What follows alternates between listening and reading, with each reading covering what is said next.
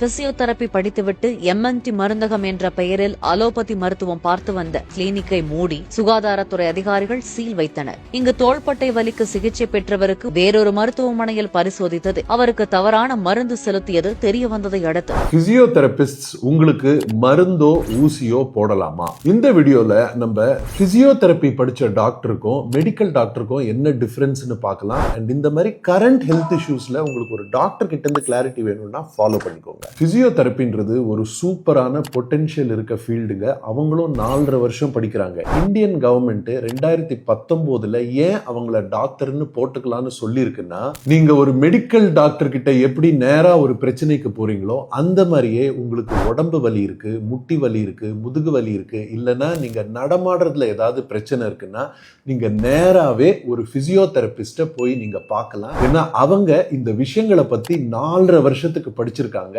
And அவங்க உங்களுக்கு டைரக்டாவே இந்த பிரச்சனை உங்களுக்கு எதனால வந்துச்சு அண்ட் அதை மருந்து ஊசி ஆபரேஷன் தவிர பிசியோதெரபி மொடாலிட்டிஸ் எக்ஸசைஸ் அண்ட் வேற டெக்னிக்ஸை வச்சு உங்களுக்கு சரி பண்ணி கொடுக்கலாம்ன்றதுனால தான். ஆனா இந்தியாவில் இருக்க சட்டத்தைப்படி பிசியோதெரபிஸ்ட் உங்களுக்கு பிரிஸ்கிரிப்ஷன்ல மாத்திரையோ இல்லைனா ஊசியோ இல்ல சர்ஜரியோ போடக்கூடாது. அது சட்டத்தைப்படி தண்டிக்கப்படக்கூடிய ஒரு விஷயம். ஆனா இந்த விஷயமும் தெரிஞ்சுக்கோங்க, யூஎஸ்ல, யூரோப்ல, ஆஸ்திரேலியால, நியூசிலாந்துல, நிறைய ஃபாரின் கண்ட்ரீஸ்ல பிசியோதெரபி படிச்சு முடிச்சுட்டு 2 வருஷத்துக்கு ட்ரைனிங் பண்ணா அவங்க ஜாயிண்ட்ஸுக்குள்ள கூட ஊசி போடலாம் அல்ட்ராசவுண்ட்ல ஸ்கேன் பண்ணி. ஆனா இந்தியால இன்னும் அந்த ரெகுலேஷன்ஸ் வரவில்லை. என் மனசுல என்ன தெரியுமா இருக்குங்க, எனக்கு இப்போ கரண்டா தமிழ்நாட்டில் இருக்க நிறைய பிசியோஸ் தெரியுங்க. எல்லாருமே ரொம்ப கஷ்டப்பட்டு எக்ஸசைஸ் அவங்களுக்கு என்னென்ன டெக்னிக்ஸ் லீகலா பண்ண முடியுமோ, பேஷண்டோட எஜுகேஷன் இதெல்லாம் பண்ணி எக்ஸசைஸையும் ரீஹாபிலிட்டேஷனையும் சூப்பரா எடுத்துட்டு வராங்க வெளியில.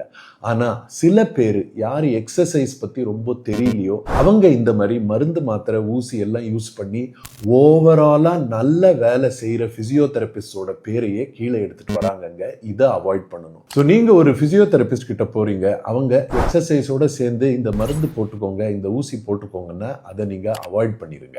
நீங்க ஒரு பிசியோதெரபிஸ்டா இருந்தீங்கன்னா இதை பத்தி என்ன நினைக்கிறீங்கன்னு கீழே கமெண்ட்ஸ்ல போடுங்க. அண்ட் பேஷன்ஸ், உங்களுக்கு யாராவது பிசியோதெரபிஸ்ட் மருந்து மாத்திரை இல்ல ஊசி அட்வைஸ் பண்ணிருக்காங்களான்னு என்கிட்ட சொல்லுங்க, எனக்கு தெரிஞ்சுக்கணும்னு ஆசை.